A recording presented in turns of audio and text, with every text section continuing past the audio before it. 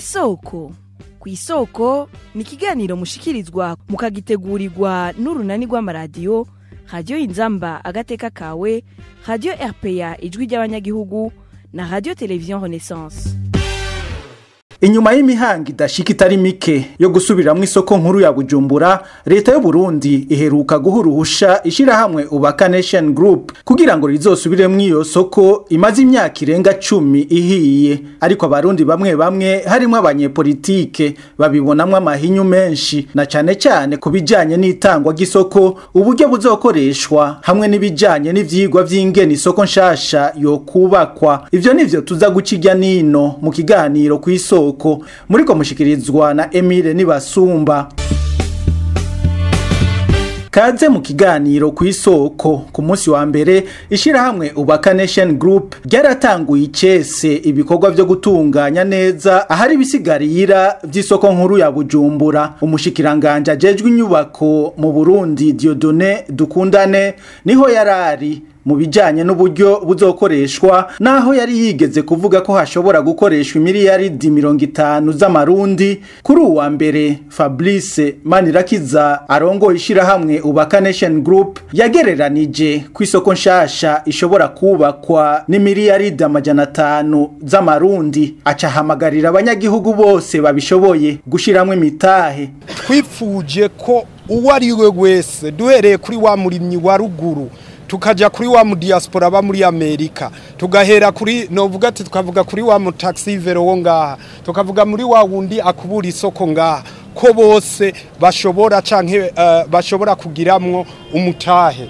Ivyo rero mu kubikora twashinze ko umutahe umwe mu mafaranga y'amarundi ari 103 by'amafaranga y'amarundi. Umutahe umwe mu madolari ni 103 y'amafaranga y'amadolari.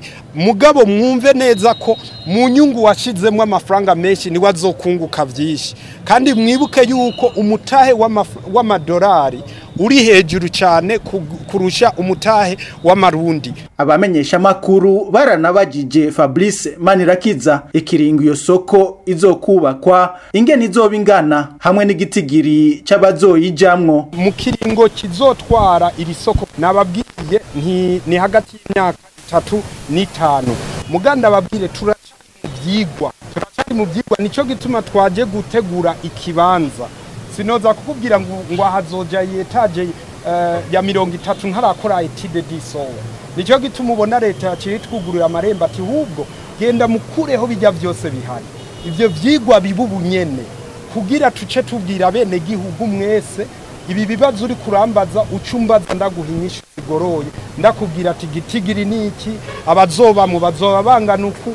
Mu mugambwe MSD babona ko ataco bizomarira abanyagihugu, kwa ahubwo ari amatangazo afise intumbero yo kwiyamamaza. Kuri mikro ya bagenzi bacu ba Television Renaissance, umuvugizi w'umugambwe MSD Epitas Nshimirimana yamenyesheje ko uwo mugambi wo gusubiramwo isoko nkuru ya Bujumbura urimwe amahinyu menshi. Kibi vyerekeye iyi isoko nkuru ya Bujumbura ivugwa ko bahaye isoko aba bantu bo muri diaspora cane uyu muhungu w'umukomisiyonere yitwa ngira ngo ni Fabrice wa Evariste Ndayishimiye. Vyogenda gute ngo umuntu aronka isoko ataramenya atarashobora gukora ivyigwa bikenewe vyo kugira ngo ashobore kuzokora ico gikorwa nkuko twavyumvise. Mwaravyumvise mwese ingene yabivuze. Yavuze ko ubu uye batanguye gutegura ikibanza kugira ngo bashobore kugira ivyigwa vyose byo kwerekana ingene boheza bakubaka iyo soko.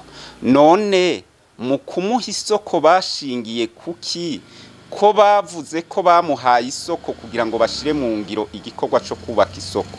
Bamuhaye gutyo gusa atavyigwa vyakozwe, yaterekanye ivyo azokora agaciro bifise, aterekanye atamahiganwa baye ngo bamwe n'abandi bahiganirwa iyo soko. Uca wumva ko ivyo bintu ari ibintu vy'uruhendo bifise intumbero ya politike, bifise intumbero yo kuzorondera ibintu bikoreshwa muri kampanye, na cane ko numvise banabajije ikiringo iyo soko izomara iriko irubakwa yatanze ikiringo c'imyaka 3.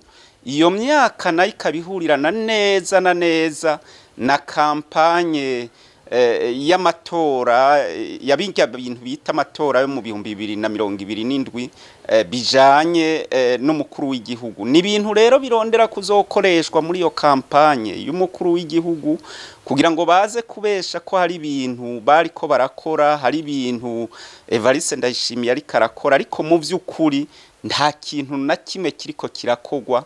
Ibiriko birakogwa n'ububandi bwo kwiba amafaranga y'igihugu, bwo kurondera nyene ivyo bintu byo guhuma amaso abarundi n'amakungu. Si nivyo gusa, ivyo byonyene nivyo, ivyo nibija habona bigaragara, muga bitaja habona nivyo byinshi. Mugende murabe ibugendana bariko baragira ngo barugurura izine nshasha ngo yo gukora umwavu w'ikizungu. Mugende murabe hirya no hino uzosanga bariko bagira byo gutanga amasoko hanahandi atamahiganwa bayataki.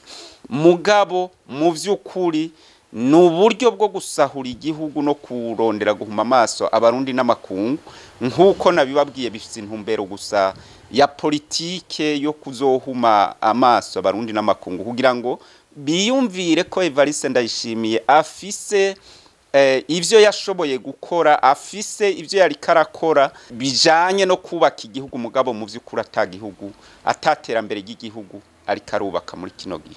Inyuma yaho isoko nkuru ya Bujumbura ihiriye igatokombera kuwa 27 mu 2013, abadandaza babarizwa mu bihumbi bakahahombera ivyabo. Leta y'u Burundi yamye ivuga ko harabiyemeje kuyisubiramwo, ariko ntivyigeze bija mu ngiro. Aha akaba ari naho tugarukirije ikiganiro ku isoko cuno munsi. Mwese mwaduteza abiri turabakengurukiye, twongera tubikebanura. Mwari kumwe na Emile Nibasumba, naho ubutaha. Cari ikiganiro ku isoko.